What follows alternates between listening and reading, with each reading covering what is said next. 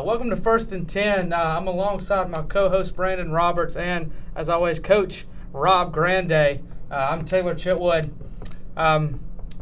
Coach, welcome back here for episode number 2. Yeah, appreciate it. Good to see you guys again. Another week in the books and getting ready for Newport News.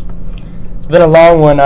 Last week we had a game against Emory Henry, of course. Didn't come out on top. Was there any key injuries we lost in that game one, against Emory Henry following the next couple weeks? Yeah, I think if you're watching the game in the third quarter, number 4, Ryan Beitelman, a dynamic freshman, went down on a sweep play and some kind of a knee issue right now. It's getting evaluated. Not quite sure the severity of it, but he won't be available this week, and we'll hope for some good news from the doctor. That's good. That's good. Coach, we're going to stay in Parisburg, Giles, with Brian Mann. His performance stood out to, I'm sure, just about everybody in attendance. 258 yards on the ground. I know at the end of the game it was 257, and we had to fix the stats there to make it 258. Call it pad stats, call it whatever you want it. But he now owns the top 3 single-game performances in Ferrum football history: 258, 254, and 254. Well, he's just a dynamic player, and told other folks that, we don't go into a game anticipating those kind of numbers or really working toward them. It's just the flow of the game and what he does to help us win. And, he'd trade every yard for a win. I know the type of kid that he is, but he's just he's a leader of our offense, and we're going to run through him. Got to do some other things to complement what he does to win a football game this week. I think a key play in that game was the helmet-to-helmet hit. Emory Henry had a player get disqualified for the hit, and Brian Mann just bounced off of it, got up, was pumped. At first I thought the flag was on him for, celebration, something like that. I mean, because he jumped up all of a sudden and the flag came out, and we were like, oh man, come on now. Right. And all of a sudden it turned into helmet-to-helmet hit. That's one tough dude. That is a tough dude. I call him a pine knot. I mean, he's not real big on the measuring stick, but he's big when it comes to playing the game of football, and he's about one of the toughest guys I've seen play this game. Keeps his feet moving well. Yep, he definitely does. There's a picture on the website, actually, of him. You see a big old, pile of a bunch of linemen, and here Brian Mann coming out with the football in the middle of it. You can see his whole body's through it. He just finds a way to get through the hole. And he's slippery, that's for sure. So, Coach, going into next week against Apprentice, D2 school, they're a Wells school. We played them last year.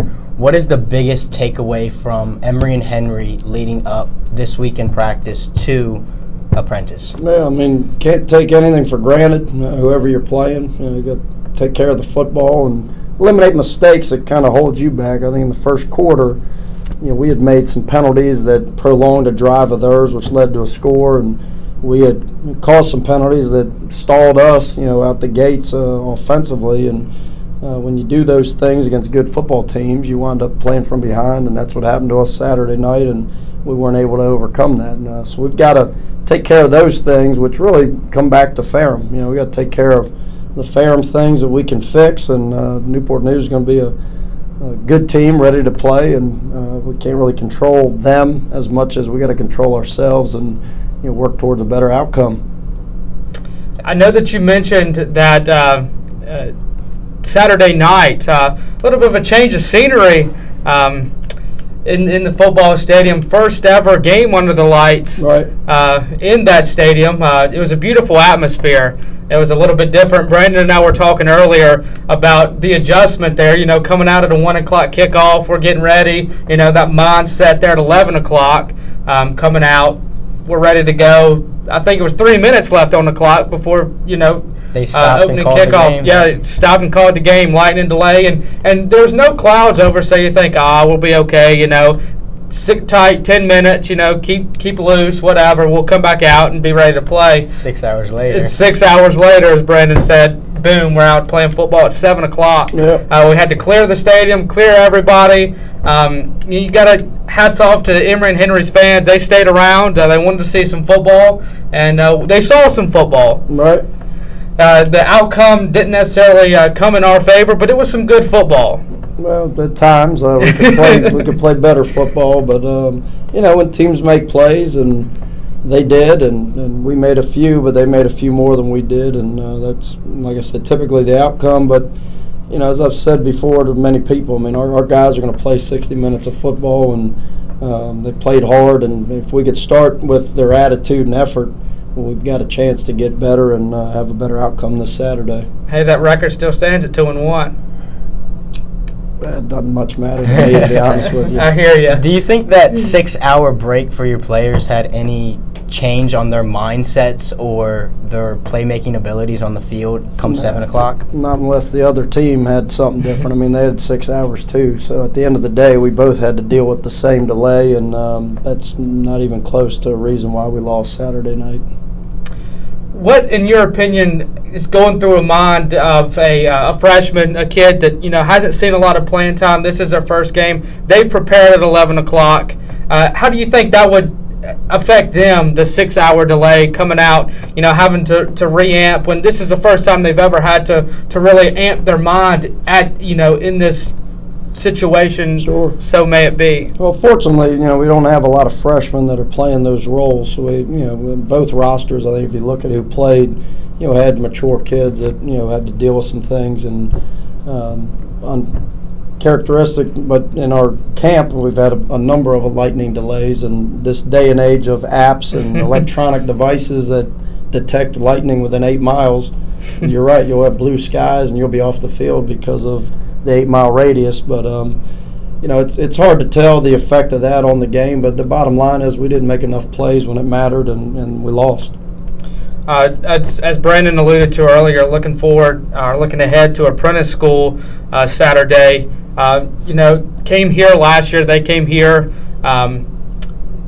Pretty easy game for us. I don't think any game's easy. I don't want to say easy, but handled that game pretty well last year. We need to get you a whistle whenever you coach. You can let me know what games are easy. I caught myself, Coach. I got you. I mean, they've got a new staff. John Davis, a new head football coach, who I knew through some other contacts, and John's a very excitable guy. He's going to have his team energized and play hard. They had a big win this past Saturday down in Greensboro on the road. Mm-hmm. And anytime you're on the road and win, it says something about your team. We've got to do that this week.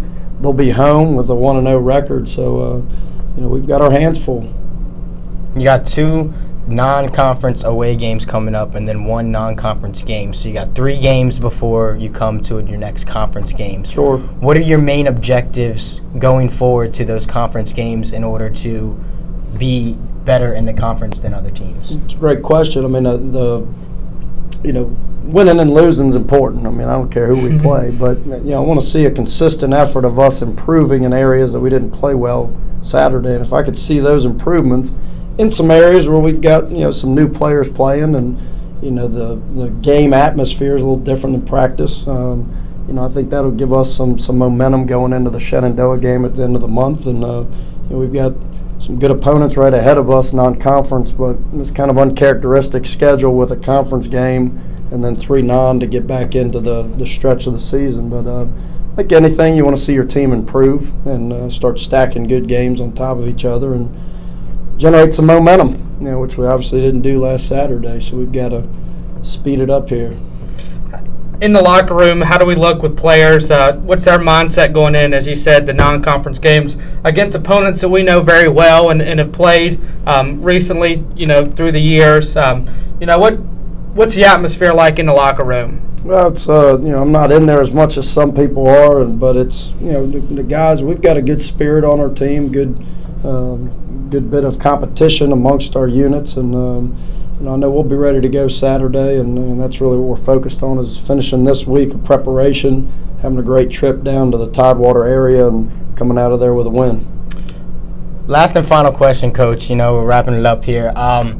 Talked about preparation and what you have to do throughout the week. So what is your main preparation throughout this week to get to Saturday? What are your main focuses on this week when it comes to practice time? You only got a couple hours with these kids every day. So what is your main focus on the practice field when you're leading up to your next game Saturday? It really doesn't change from one week to the next once we're in the practice mode. I think when you're moving 100-plus people around, you got to have some consistency to what you do so the expectations are there. And there's certain things we need to do weekly to prepare for the next opponent, and that hasn't changed from last week. And no question, we've got to have better weekdays to get to a better Saturday, and that's what we're focused on here today and tomorrow, and then we travel Friday.